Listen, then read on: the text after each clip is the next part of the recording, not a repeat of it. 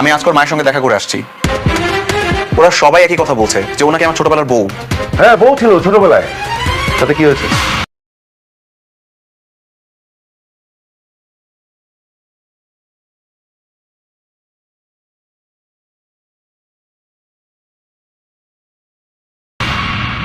মা, আমি সিদ্ধান্ত নিয়েছি যে আমি ওনাদের সঙ্গে গিয়ে কথা বলবো। যত টাকা লাগে আমি ওনাদেরকে দিব, কিন্তু তারপরেও ওই মেয়ের সাথে কোনো রকম কোনো সম্পর্ক আমি রাখবো না। টাকা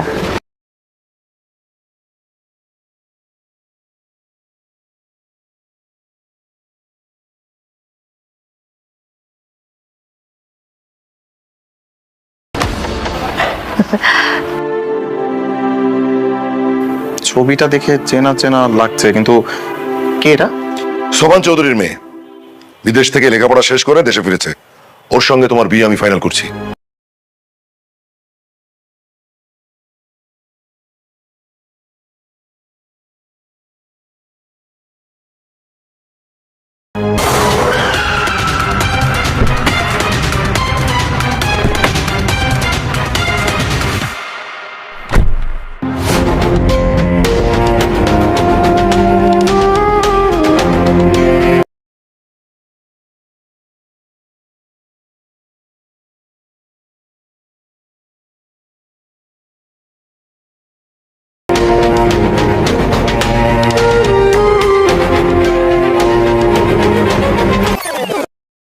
আসসালামু আলাইকুম প্রিয় বন্ধুরা।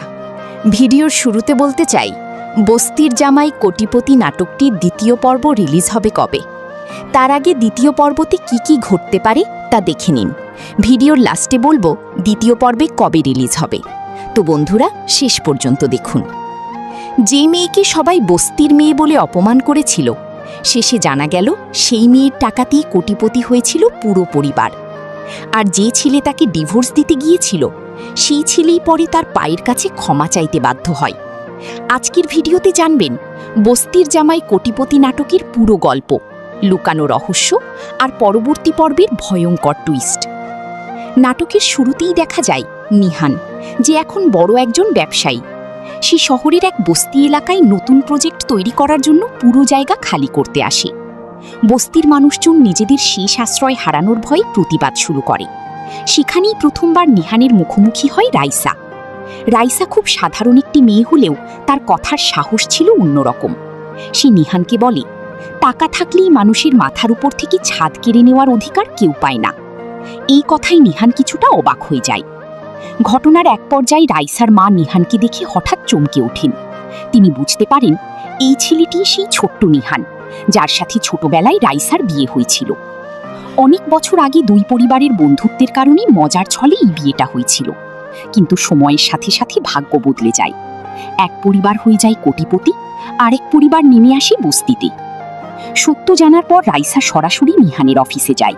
সে শান্তভাবে জানায়, আমি তোমার ছোটবেলার স্ত্রী। কিন্তু অফিসের সবাই তাকে প্রতারক ভাবে। নিহানও বিশ্বাস না করে তাকে অপমান করে বের করে দেয়। রাইসার চোখে তখন শুধু অপমান আর কষ্ট। তবে বাসায় ফিরে নিহান যখন তার মাকে জিজ্ঞেস করে, তখন তার মা ছোটবেলার বিয়ের সত্যতা স্বীকার করেন। কিন্তু নিহানের বাবা রেগে গিয়ে বলেন, ওসব ছিল শিশুদের খেলা, ওই বস্তির মেয়েকে এই বাড়ির বউ বানানো অসম্ভব।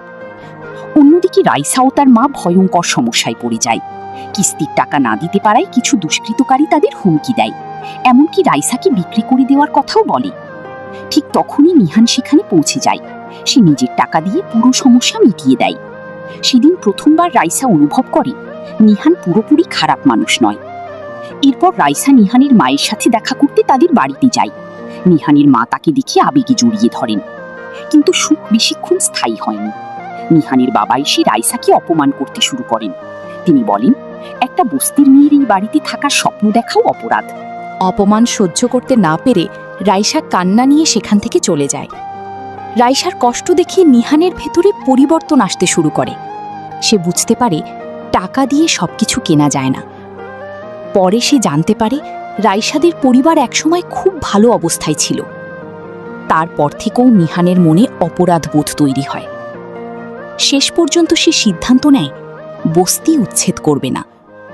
সে নিজের প্রজেক্ট অন্য জায়গায় সরিয়ে নেয়।